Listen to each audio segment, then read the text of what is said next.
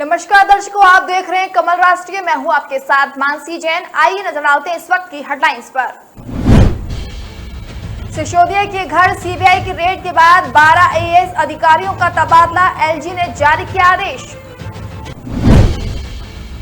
राहुल गांधी ने पिता राजीव गांधी को किया याद, कहा देश के लिए आपने जो सपना देखा उसे मैं पूरा करने का करूंगा प्रयास।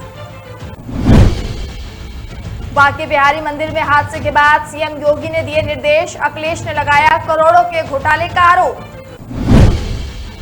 2014 और 2022 के नीतीश कुमार में जमीन आसमान का फर्क, पीके बोले बिहार में ये छठा प्रयोग। मंत्री अशोक चौधरी ने गिरिराज सिंह को दिया फिल्म दिखाने का ऑफर, कहा हम ले चलेंगे, आइए।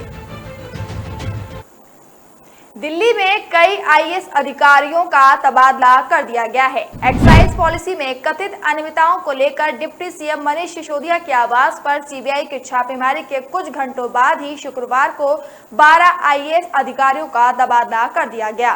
दिल्ली के सरकार सेवा विभाग की ओर से जारी ट्रांसफर आदेश के मुताबिक जिनका तबादला किया गया है उसमें स्वास्थ्य एवं परिवार कल्याण विभाग के विशेष सचिव उदित प्रकाश राय भी शामिल हैं।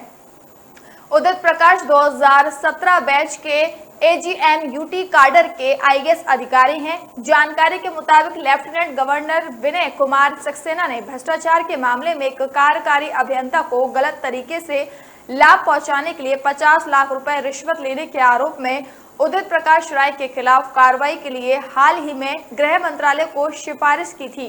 घटनाक्रम से वाकिफ एक अधिकारी ने बताया कि फेरबदल मनीष सिसोदिया के घर छापेमारी से जुड़ा हुआ नहीं है।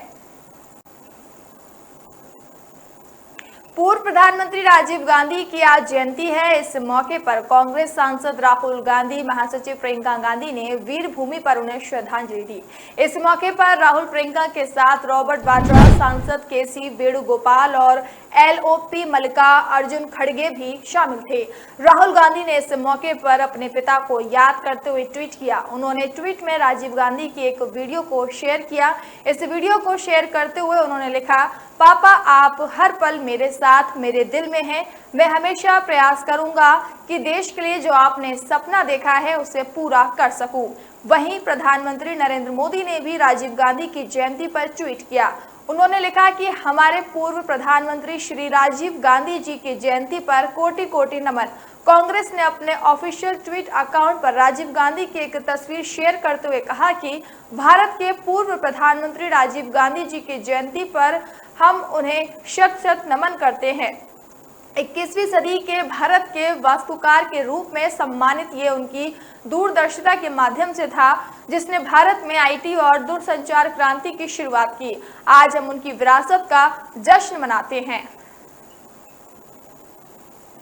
मथुरा में बांके बिहारी मंदिर में मंगला आरती के दौरान मची भगदड़ में दम घुटने से 2 श्रद्धालुओं की मौत हो गई। हादसे में कई लोग जख्मी बताए जा रहे हैं। उत्तर प्रदेश के मुख्यमंत्री योगी आदित्यनाथ ने जनपद मथुरा के बांके बिहारी मंदिर में हुए हादसे को लेकर गहरा शोक व्यक्त किया है। मुख्यमंत्री ने दिवंगतों की आत्मा की शांति की कामना करते हुए शोक संतप्त परिजनों के प्रति संवेदनाएं व्यक्त की हैं। घायलों को अस्पताल में भर्ती कराया गया है। दरअसल श्री कृष्ण जन्माष्टमी के अवसर पर मथुरा में बांके बिहारी मंदिर में श्रद्धालुओं की भारी भीड़ जुट पड़ी थी। प्रशासन ने भीड़ पर काबू रखने के लिए तमाम इंतजाम किए थे जो नाकाफी साबित हुए। मुख्यमंत्री योगी आदित्यनाथ ने जिला प्रशासन के अधिकारियों को घायलों का समुचित उपचार कराने के निर्देश दिए हैं। मुख्यमंत्री ने गृह विभाग को निर्देश देते हुए कहा कि त्योहारों पर मंदिरों में भीड़ को देखते हुए और कड़े इंतजाम किए जाए ताकि किसी भी अनहोनी को रोका जा सके। वहीं मथुरा के एसएसपी अभिषेक यादव ने जानकारी दी कि मथुरा के वृंदावन बांके बिहारी मंदिर में मंगला आरती के दौरान मंदिर परिसर में काफी श्रद्धालु मौजूद थे। भीड़ की वजह से लोगों की तबीयत बिगड़ी जिसमें एक महिला और एक पुरुष श्रद्धालु की मौत हो गई और कई लोग घायल हो गए जिनका इलाज चल रहा है। मथुरा की घटना पर अखिलेश यादव ने समाजवादी पार्टी मीडिया सेल के ट्वीट को रीट्वीट कर आरोप लगाया कि मथुरा में विकास परिषद में 27 करोड़ का घोटाला किया गया है। श्रद्धालुओं को कोई सुविधा नहीं दी जा रही है। वृंदावन के बांके बिहारी मंदिर में हमेशा देश विदेश के श्रद्धालुओं की भीड़ लगी रहती है। बता दें कि मथुरा के बांके बिहारी मंदिर में मंगला आरती सुबह सबसे पहले आरती होती है, जिसे 3 से 4 बजे के आसपास किया जाता है। शुक्रवार को दिन भर से श्रद्धालु की खासी तादाद मंदिर में दर्शन करने के लिए पहुंची थी। मंगला आरती के दौरान भी मंदिर में भारी भीड़ थी। इसी दौरान अचानक भगदड़ मच गई। प्रशांत किशोर ने महागठबंधन की सरकार पर निशाना साधते हुए कहा कि संभव है लोकसभा चुनाव तक ये लोग साथ रहें, लेकिन विधानसभा चुनाव से पहले इसमें फेरबदल संभव है। उन्होंने सरकार की आस्था पर सवाल उठाते हुए कहा कि 2012 के बाद से बिहार में ये छठा प्रयोग है जिससे सरकार बदली है। नीतीश कुमार कुर्सी से चिपक कर बैठ गए हैं। 2014 के नीतीश कुमार और 2022 के नीतीश कुमार में जमीन आसमान का फर्क है। शुक्रवार को प्रशांत किशोर मिथिलांचल के अपने दौरे पर दरभंगा पहुंचे थे, जहां उन्होंने ये बातें कही। प्रशांत किशोर ने दरभंगा में जन स्वराज के कई कार्यक्रमों में हिस्सा लिया और लोगों से जन स्वराज की सोच के बारे में संवाद स्थापित किया। उन्होंने कहा कि बिहार को अगर विकसित राज्यों की श्रेणी में खड़ा करना है तो 3 बिंदुओं पर काम करना होगा: सही लोग, सही सोच, सामूहिक प्रयास। उन्होंने हम 2 अक्टूबर से शुरू हो रहे पदयात्रा के माध्यम से बिहार के हर गांव प्रखंड में जाना चाहते हैं और हर घर का दरवाजा खटखटाना चाहते हैं, ताकि समाज को मत कर सही लोगों को चिन्हित किया जा सके। ऐसे में सभी सही लोगों के माध्यम से हम बिहार के वास्तविक मुद्दों को समझने का प्रयास करेंगे। पीके ने कहा कि इस पदयात्रा के बाद बिहार के समग्र विकास के लिए 10 सबसे महत्वपूर्ण विषय जैसे शिक्षा, स्वास्थ्य, सड़क, रोजगार आदि पर एक विस्तृत ब्लूप्रिंट जारी करेंगे और इसमें सिर्फ समस्या नहीं गिनाएंगे बल्कि उसका ठोस समाधान भी बताएंगे। ये पूरा ब्लूप्रिंट जमीन पर लोगों से बात कर बनाया जाएगा। इसके बाद भी अगर कोई व्यक्ति इसमें कोई सुझाव देना चाहते हैं तो वो भी दे सकते हैं। मुख्यमंत्री बनने के सवाल पर प्रशांत किशोर ने कहा, मेरा मकसद सीएम या पीएम बनने का नहीं, मैं अपने जीवन काल में बिहार को देश के अग्रणी राज्यों में देखना चाहता हूँ। मैंने देश के कई राज्यों में काम किया है और बिहार उनके मुकाबले बहुत पीछे है। बिहार से कंप्यूटर, स्टील या कोई उत्पाद बाहर नहीं जाता है। बिहार से बाहर अगर कुछ जाता है तो वो है अनस्किल्ड लेबर। मैं सत्ता नहीं व्यवस्था परिवर्तन के संघर्ष करने का प्रयास कर रहा हूँ। बीजेपी के वरिष्ठ नेता और केंद्रीय मंत्री गिरिराज सिंह को जेडीयू के मंत्री अशोक चौधरी ने फिल्म दिखाने का ऑफर दिया है। शुक्रवार को वह प्रेस कॉन्फ्रेंस कर रहे थे। इस दौरान गिरिराज सिंह के एक बयान पर सिनेमा हॉल में जाने पर डर लगता है, इस बयान का जवाब दिया। बिहार सरकार के मंत्री अशोक चौधरी ने कहा कि गिरिराज सिंह किस सिनेमा हॉल चले गए कि उनको डर लगने लगा। पता कर लिया जाए कि सिनेमा हॉल में कितनी सीटें खाली रह रही हैं। गिरिराज सिंह बिहार आए, उनको हम लोग लेकर चलेंगे। अशोक चौधरी पार्टी के प्रदेश कार्यालय में पीसी कर रहे थे। इस दौरान तेज प्रताप के साथ मीटिंग में उनके जीजा शैलेश के जाने के सवाल पर अशोक चौधरी ने कहा कि ऐसा होता है कि जब आप नए डिपार्टमेंट में ज्वाइन करने जाते हैं तो आपके करीबी या मित्र, साथी, परिवार के सदस्य चले जाते हैं। मेरे साथ भी कई बार हुआ है। ऐसे में शैलेश कुमार गए होंगे क्योंकि पहली बार पॉल्यूशन कंट्रोल बोर्ड की मीटिंग थी। हाँ, ये बात है कि शैलेश कुमार को ध्यान रखना चाहिए था कि ऑफिशियल मीटिंग में है तो इससे दूरी बनाकर रखें। अभी वक्त तो चला एक छोटे से ब्रेक का। ब्रेक के बाद जल्द हाजिर होंगे।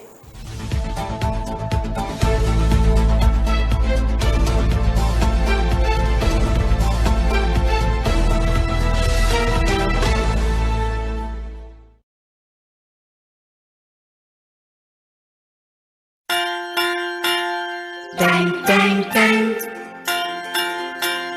Dang, dang, dang. सुनो घंटी बजी स्कूल की, चलो स्कूल तुमको पुकारे। पल पल पल रोशनी जो मिली स्कूल की, जगमगाओगे तुम बन के तारे।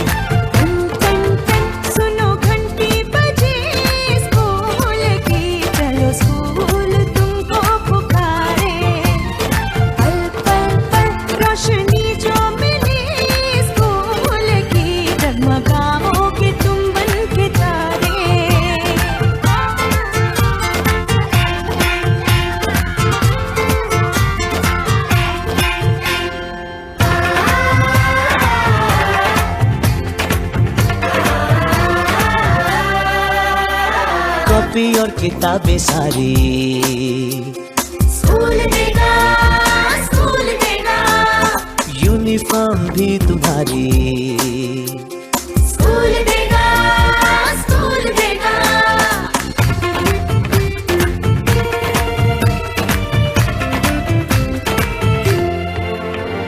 स्कूल अब घर से दूर नहीं है, हम हो गए फासले, पहुंचोगे स्कूल के गेट पर तुम। थोड़ा सा भी जो चले, प्यार और नरमी से तुमको पढ़ाएंगे, टीचर है ऐसे भले। सच सच सच रीत अब है यही स्कूल की, कभी टीचर न बच्चों को मारे। सुनो घंटी बजी स्कूल की, चलो स्कूल तुमको पुकारे।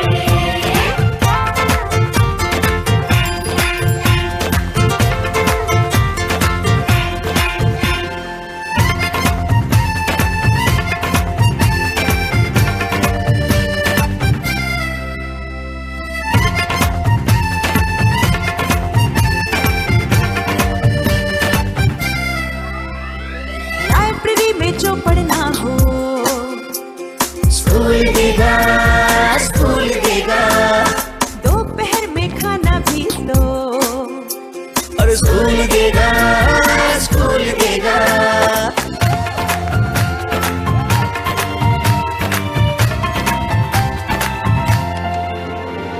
पढ़ना भी है और है खेलना भी है, दोनों बातें यहाँ।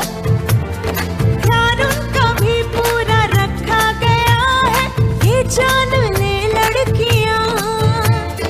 वो जो पढ़ेंगी, जो आगे बढ़ेंगी, तो बदलेगा हिंदुस्तान। घर घर घर शिक्षा जब पहुंचेगी, स्कूल की शक्ति पाएंगे निर्बल भी सारे। टन टन टन सुनो घंटी बजी स्कूल की, चलो स्कूल तुमको पुकारे। चलो स्कूल तुमको पुकारे। चलो स्कूल तुमको पुकारे। चलो स्कूल तुमको पुकारे। शिक्षा मेरा अधिकार है।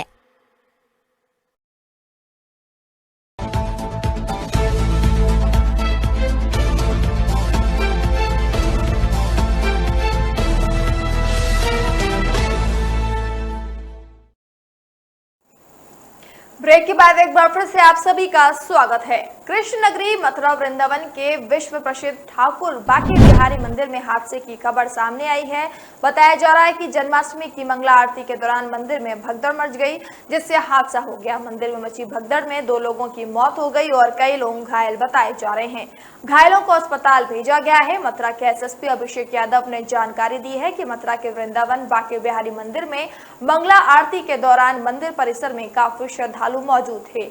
भीड़ के कारण लोगों की तबीयत बिगड़ गई, जिसमें एक महिला और एक पुरुष श्रद्धालु की मृत्यु हो गई और कई लोग घायल हुए, जिनका इलाज चल रहा है। बता दें कि मंगला आरती सुबह की सबसे पहली आरती होती है, जिसे 3 से 4 बजे के आसपास किया जाता है। कल दिन भर से श्रद्धालु की खासी तादाद मंदिर में दर्शन करने के लिए पहुंच रही थी। मंगला आरती के दौरान भी मंदिर में भारी भीड़ थी। इसी दौरान अचानक भगदड़ मचने की बात सामने आ रही है। वृंदावन के बांके बिहारी मंदिर में हमेशा से देश विदेश के श्रद्धालुओं का जमघट लगा रहा है, लेकिन जन्माष्टमी के अवसर पर भीड़ बढ़ जाती है। जन्माष्टमी पर वैसे तो मथुरा के 84 कोस में बसे सभी मंदिरों में भीड़ होती है, लेकिन बांके बिहारी मंदिर में दिन का कोई भी ऐसा समय नहीं होता जब मंदिर श्रद्धालुओं से खचाखच ना भरा हो। लेकिन कहा जा रहा है कि जन्माष्टमी के मौके पर मथुरा वृंदावन के सभी होटल, लॉज और आश्रम भरे हुए थे। जन्माष्टमी मनाने के लिए लाखों लोगों की भीड़ आई हुई थी। बहुत से लोगों ने फुटपाथ पर सोकर रात बिताई। प्रशासन की ओर से कहा गया कि सुरक्षा के पूरे इंतजाम तो किए गए थे। कल मुख्यमंत्री योगी आदित्यनाथ ने भी मथुरा जाकर भगवान कृष्ण की पूजा की थी, जिस वजह से भी काफी लोग मथुरा पहुंचे थे। कहा जा रहा है कि करीब 50 लाख श्रद्धालु मथुरा में जन्माष्टमी मनाने पहुंचे थे, जो इलाके की क्षमता के हिसाब से काफी बड़ी संख्या है। सुमेर हाईवे पर तेज रफ्तार ने रामदेवरा दर्शन करने जा रहे यात्रियों से भरे ट्रैक्टर ट्रॉली को टक्कर मार दी। इस हादसे में 7 श्रद्धालुओं की मौत हो गई। गुजराती श्रद्धालुओं से भरे ट्रैक्टर ट्रॉली जैसलमेर के रामदेवरा दर्शन करने जा रहे थे। हादसा शुक्रवार रात करीब 8:30 बजे पाली जिले के सुमेरपुर थाना क्षेत्र के शिवगंज सिरोही बाईपास हुआ। ट्रैक्टर ट्रॉली में 20 से 25 लोग सवार थे। ट्रॉली सिरोही की तरफ जा रही थी। ट्रैक्टर ट्रॉली के सामने रॉन्ग साइड से 2 ट्रेलर आ रहे थे। हादसा इतना भीषण था कि ट्रॉली में सवार सभी श्रद्धालु उछलकर सड़क पर जा गिरे। अभी तक 7 श्रद्धालुओं की मौत की सूचना है। यह आंकड़ा और बढ़ भी सकता है। सीओ सुमेरपुर रजत बिश्नोई, थाना प्रभारी सुमेरपुर रामेश्वर भाटी घटनास्थल पहुंचे। ग्रामीणों की मदद से घायलों को शिवगंज और सुमेरपुर सीएचसी में एडमिट कराया गया। शुक्रवार सुबह सुमेरपुर हाईवे पर हादसा हो गया था। इस हादसे में एक ड्राइवर की मौत हो गई थी। इस दौरान हाईवे पर जाम लग गया था। इस वजह से इस हाईवे को 1 वे किया गया था। शुक्रवार रात ट्रॉली में बैठकर आ रहे श्रद्धालुओं को सामने से आ रहे ट्रेलर ने टक्कर मार दी। सभी श्रद्धालु गुजरात के बनासकांठा जिले के हैं। इनमें से अधिकतर कुकड़ी गांव के बताए जा रहे हैं। हादसे की सूचना के बाद सिरोही कलेक्टर डॉक्टर भंवर लाल और एसपी ममता गुप्ता भी मौके पर पहुंची। पाली कलेक्टर नमित मेहता और एसपी डॉक्टर गगनदीप सिंघला भी सुमेरपुर के लिए रवाना हुए। आबकारी नीति में कथित घोटाले में केंद्रीय अन्वेषण ब्यूरो द्वारा की गई छापेमारी के बाद दिल्ली के डिप्टी सीएम मनीष सिसोदिया शनिवार को मीडिया से मुखातिब हुए। इस दौरान उन्होंने कहा कि कल मेरे घर सीबीआई के अधिकारी आए थे। उन्होंने दफ्तर और घर पर रेड की थी। सारे अधिकारी बहुत अच्छे थे। उनको ऊपर से आदेश है तो उन्हें उसका पालन करना है। डिप्टी सीएम ने कहा कि मैं व्यक्तिगत तौर पर सीबीआई अधिकारियों का धन्यवाद करना चाहता हूं जिन्होंने अच्छे ढंग से व्यवहार और जांच की। उन्होंने कहा कि कोई अपने घर में सीबीआई नहीं चाहता, लेकिन मुझे उनका व्यवहार अच्छा लगा। विवादित आबकारी नीति पर सिसोदिया ने कहा कि ये नीति देश की सबसे बेस्ट एक्साइज पॉलिसी है। आबकारी नीति में कथित घोटालों को बकवास बताते हुए डिप्टी सीएम ने कहा कि गुजरात में 10,000 करोड़ रुपए की एक्साइज की चोरी हो रही है। उन्होंने कहा कि शराब का घोटाला करप्शन मुद्दा है नहीं। सिसोदिया ने कहा कि भारतीय जनता पार्टी आम आदमी पार्टी की तारीफ नहीं पचा पा रही है। मेरे खिलाफ हो रही कार्रवाई इस बात का संकेत है कि वह सीएम अरविंद केजरीवाल और उनकी सरकार की नीतियों से डरते हैं। इसके अलावा डिप्टी सीएम ने अमेरिकी अखबार द न्यूयॉर्क टाइम्स में दिल्ली की शिक्षा व्यवस्था पर प्रकाशित खबर का जिक्र किया। प्रेस वार्ता में डिप्टी सीएम ने 1.5 साल पुरानी एक खबर का जिक्र किया जिसमें भारत में कोरोना के दौरान मृतकों के अंतिम संस्कार की तस्वीर छपी थी। उन्होंने कहा कि कल अमेरिका के सबसे बड़े अखबार में दिल्ली के एजुकेशन मॉडल की तारीफ हो रही है। यह हमारे लिए गर्व की बात है। 1 साल पहले कोविड के कारण कैसे मौत हुई थी, उस समय यह अखबार छपा था तो हमें शर्म आई थी। केरल इंडियन यूनियन मुस्लिम लीग के महासचिव प्रभारी पीएमए सलाम ने एक विवादित बयान दिया। उन्होंने कहा कि लड़कों और लड़कियों को स्कूल की कक्षाओं में एक साथ बैठने की अनुमति देना खतरनाक है। एक बयान के बाद अब एक बड़ा विवाद खड़ा हो गया है। साथ ही उन्होंने केरल सरकार की जेंडर न्यूट्रल एजुकेशन पॉलिसी का भी आलोचना की। पीएमए सलाम ने कहा कि जेंडर न्यूट्रलिटी कोई धार्मिक मुद्दा नहीं है, ये एक नैतिक मुद्दा है। उन्होंने कहा कि वे उदारवाद लाने की कोशिशों के खिलाफ हैं। जेंडर न्यूट्रल यूनिफॉर्म लगाने के प्रयास किए जा रहे हैं जिससे बच्चे भटक जाएंगे और ये खतरनाक है। उन्होंने सवाल किया कि लड़कियों और लड़कों को कक्षाओं में एक साथ बैठने की क्या जरूरत है, आप उन्हें क्यों मजबूर कर रहे हैं और क्यों ऐसे अवसर पैदा कर रहे हैं। ये केवल समस्याएं पैदा करेंगे, विद्यार्थी पढ़ाई से भटक जाएंगे। इसके साथ ही सलाम ने केरल सरकार से जेंडर न्यूट्रल एजुकेशन पॉलिसी को वापस लेने को कहा। उनके इस बयान से अब विवाद बढ़ गया है। बयान को लेकर कई तरह के सवाल उठने शुरू हो गए हैं।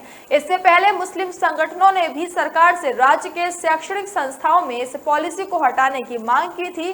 दरअसल केरल राज्य के बाल अधिकार आयोग ने 22 जुलाई को स्कूल को लेकर आदेश जारी किया था जिसमें जेंडर न्यूट्रल एजुकेशन सिस्टम को लागू करने की बात कही गई थी। आदेश में 2023 और 2024 एकेडमिक ईयर से गर्ल्स स्कूल और बॉयज स्कूल को खत्म करने के लिए कहा गया था। इसके साथ ही आयोग ने माता पिता की मानसिकता को बदलने की जरूरत पर भी जोर दिया था। 2018 के विधानसभा चुनावों में कांग्रेस से ज्यादा वोट हासिल करने के बाद भी भाजपा सरकार बनाने में नाकाम रही थी। उस समय पार्टी का लक्ष्य 200 पार यानी 200 से ज्यादा सीटें जीतना था। इसके बाद पार्टी सिर्फ 109 सीटें ही जीत सकी। 2023 के विधानसभा चुनावों से एक साल पहले भाजपा ने एक बार फिर 200 पार का नया नारा दिया। कुशाभाऊ ठाकरे की जयंती के कार्यक्रम में शिवराज सिंह चौहान ने अब की बार 200 पार का नारा दिया। क्या ये हासिल हो जाएगा? क्या कहते हैं जमीनी हालात? इस पर बात करते हुए बताया कि 2018 के विधानसभा चुनावों और उसमें भाजपा के प्रदर्शन की मुख्यमंत्री शिवराज सिंह चौहान ने विधानसभा चुनाव से पहले कार्यकर्ताओं में जोश भरने के लिए नारा दिया था कि अब की बार 200 पार। चौथी बार बाजी जीतने के लिए शिवराज सिंह चौहान चुनावी मैदान में थे। पार्टी और शिवराज को पूरा भरोसा था कि सत्ता में वापसी होगी। नतीजा है तो बीजेपी 165 से 109 पर और कांग्रेस 58 से 114 पर पहुंच गई थी। कांग्रेस ने अपना 15 साल का वनवास खत्म कर कमलनाथ के नेतृत्व में सरकार बनाई थी। कमलनाथ सरकार बनने के 15 महीने बाद पार्टी में ही उपेक्षा का सामना कर रहे ज्योतिरादित्य सिंधिया ने 22 समर्थक विधायकों के साथ कांग्रेस छोड़ दी। इससे कमलनाथ सरकार ढह गई। शिवराज सिंह चौहान ने फिर शपथ ली और भाजपा की सरकार बनाई। प्रदेश में 2019 के लोकसभा चुनाव छोड़ दें तो विधानसभा चुनावों के बाद 1 लोकसभा और 32 विधानसभा सीटों पर उपचुनाव हुए हैं। फिलहाल वक्त तो चला एक छोटे से ब्रेक का। ब्रेक के बाद जल्द हाजिर होंगे।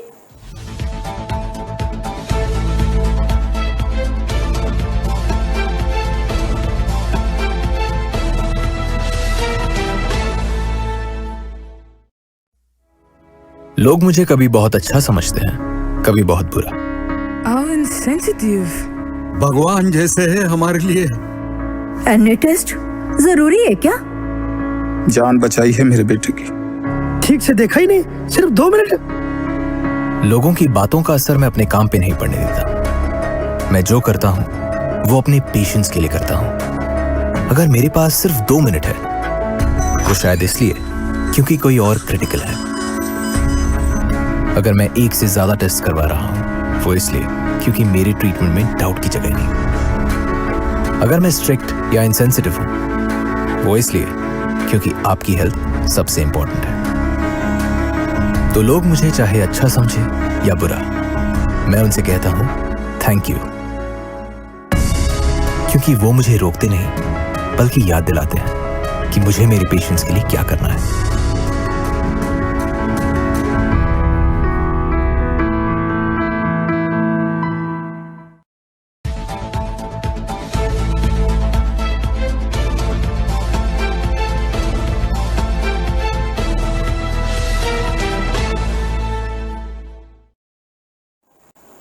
ब्रेक के बाद एक बार फिर से आप सभी का स्वागत है। बांग्लादेश के प्रधानमंत्री शेख हसीना अगले महीने भारत आ सकती हैं। जानकारी के मुताबिक हसीना 5 सितंबर को 4 दिवसीय भारत यात्रा पर आएंगी। कोरोना महामारी के बाद ये उनकी पहली दिल्ली यात्रा होगी। सूत्रों की माने तो शेख हसीना की यात्रा के संबंध में जरूरी प्रोटोकॉल पर चर्चा के लिए ढाका के अधिकारियों की एक टीम पहले से ही भारत पहुंच चुकी है। सूत्रों से मिली जानकारी के मुताबिक शेख हसीना 5 से 8 सितंबर के बीच भारत में ही रहेंगी। वे जयपुर और अजमेर शरीफ की यात्रा करेंगी। हालांकि इससे पहले उनके व प्रधानमंत्री नरेंद्र मोदी के बीच द्विपक्षीय वार्ता की संभावना है। इस दौरान दोनों नेता वर्चुअल माध्यम से बांग्लादेश से भारत के लिए संयुक्त रूप से स्वाधीनता सड़क का भी उद्घाटन कर सकते हैं। जानकारी के मुताबिक 6 सितंबर को दोनों देशों के नेताओं के बीच व्यापार, संपर्क व रक्षा संबंधों को लेकर द्विपक्षीय वार्ता हो सकती है। इस दौरान सीमा प्रबंधन व नदी बंटवारा जैसे मुद्दों पर भी बातचीत होने की संभावना जताई जा रही है। दरअसल हसीना आखिरी बार 2019 में भारत आई थी। पंजाब में पोस्ट मैट्रिक स्कॉलरशिप घोटाले की जांच सीबीआई से कराने पर सहमति जता चुकी पंजाब सरकार ने शनिवार को अपना फैसला पलट दिया। सीएम भगवंत मान ने मामले की जांच राज्य की एजेंसियों से की। कराने का ऐलान किया। वाल्मीकि समाज के नेताओं के साथ शनिवार को सीएम की बैठक हुई थी। इसमें समाज ने मांग की थी कि स्कॉलरशिप मामले की जांच बाहरी एजेंसी को न दी जाए। मुख्यमंत्री भगवंत मान ने पंजाब भवन में वाल्मीकि समाज के नेताओं के साथ मीटिंग की। इस दौरान उन्होंने कहा कि इस घोटाले के दोषियों को बख्शा नहीं जाएगा और उनके खिलाफ सख्त से सख्त कार्रवाई की जाएगी। भगवंत मान ने कहा कि पंजाब की एजेंसी अपने स्तर पर समर्थ हैं, इसीलिए जांच सीबीआई या किसी अन्य केंद्रीय एजेंसी के हाथ में देने का सवाल ही पैदा नहीं होता। पंजाब में पिछली कांग्रेस सरकार के दौरान केंद्र सरकार ने इस घोटाले की जांच सीबीआई से कराने की सहमति जताई थी, लेकिन पंजाब की तत्कालीन सरकार ने सीबीआई को मामले के दस्तावेज ही नहीं सौंपे। अब नई सरकार बनने के बाद सीबीआई ने नए सिरे से दस्तावेजों की मांग करते हुए जांच शुरू करने की अनुमति मांगी थी। पीएमओ के सूत्रों के अनुसार मुख्यमंत्री ने मामले की जांच सीबीआई से कराने पर सहमति जता दी थी, लेकिन अभी तक घोटाले संबंधित दस्तावेज सीबीआई को नहीं सौंपे गए थे। बैठक के दौरान यह भी फैसला किया गया कि भगवान वाल्मीकि तीर्थ स्थल के प्रबंधों संबंधी विवाद का मसला अमृतसर के डिप्टी कमिश्नर की तरफ से सुलझाया जाएगा। लॉ अफसरों की नियुक्ति के मामले पर भगवंत मान ने स्पष्ट तौर पर कहा कि इन पदों पर किसी भी और राज्य में आरक्षण नहीं है। इसके साथ ही उन्होंने ये भी कहा कि राज्य सरकार इस संबंधी कानूनी माहिरों के साथ सलाह मशवरा कर रही है और जल्द ही भाईचारे को अच्छी खबर दी जाएगी। मुख्यमंत्री ने आगे बताया कि सफाई सेवकों की सेवाएं रेगुलर की जा रही हैं।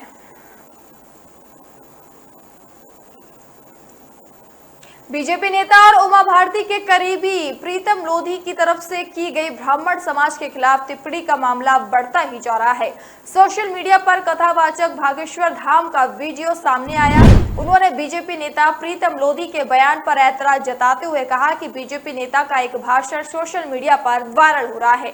इसमें वो कह रहा है कि ब्राह्मण और कथावाचक लोगों के 8-8 घंटे बर्बाद करते हैं, सार कुछ नहीं निकलता। इस बार भागेश्वर धाम के धीरेन्द्र कृष्ण शास्त्री ने अपने अंदाज में जवाब देते हुए कहा, कथा से बाप निकलता है, कथा ब्राह्मण और व्यास नहीं होते तो कोई बाप को नहीं पहचान पाता। संसार राम और कृष्ण के बारे में नहीं जान पाता। इस संसार को ब्राह्मण और कथावाचक की जरूरत है। उन्होंने आगे कहा कि यदि वह मुझे मिल गया तो मैं उसे मसल दूंगा।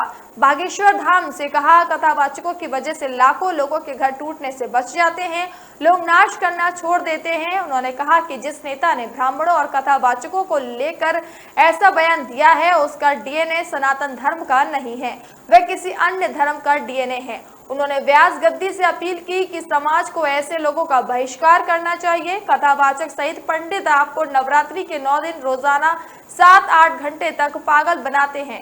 कहते हैं कि अगर तुम दान करोगे तो भगवान तुमको देगा। महिलाएं इनकी बातों में आ जाती हैं और दूध, घी, दही अपने बच्चों को खिलाने की बजाय इन्हें दे देती हैं।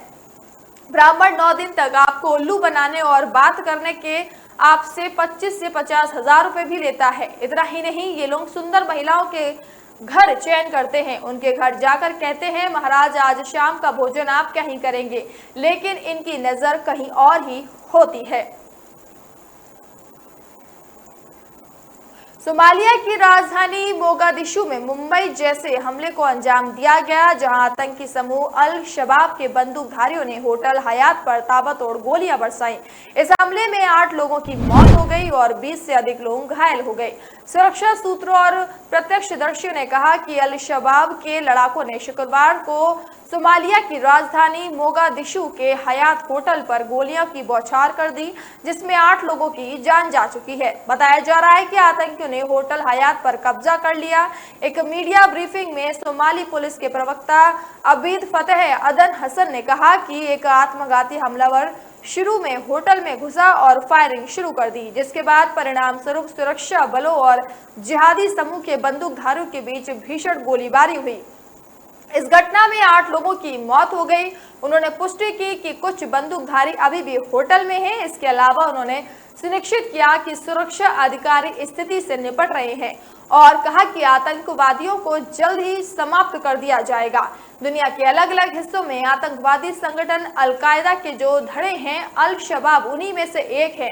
मुख्य तौर पर सोमालिया स्थित संगठन का पूरा नाम हरकत अल शबाब अल मुजाहिद्दीन और केनिया से लगती देश की दक्षिणी सीमा पर इसका जबरदस्त वर्चस्व है। अल शबाब का एकमात्र मकसद सोमालिया सरकार को जड़ से उखाड़ना है। अल शबाब सऊदी अरब के वहाबी इस्लाम को मानता है, जो कि इस्लाम का सबसे कट्टर स्वरूप है।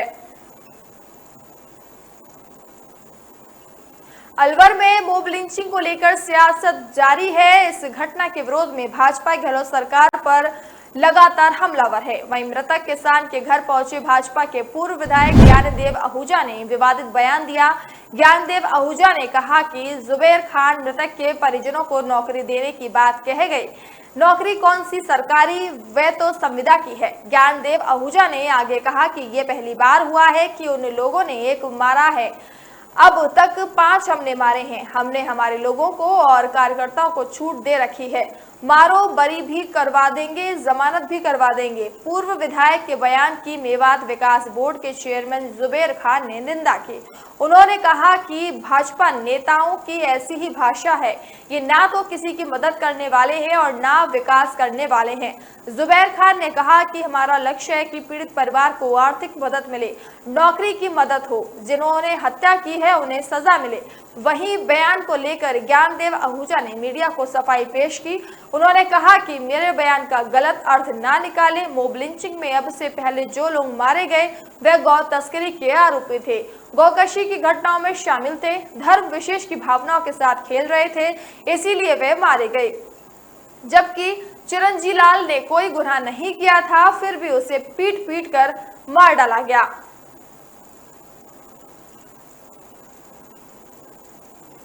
फिलहाल इस बुलेटिन में इतना ही। अब मुझे दीजिए इजाजत, नमस्कार।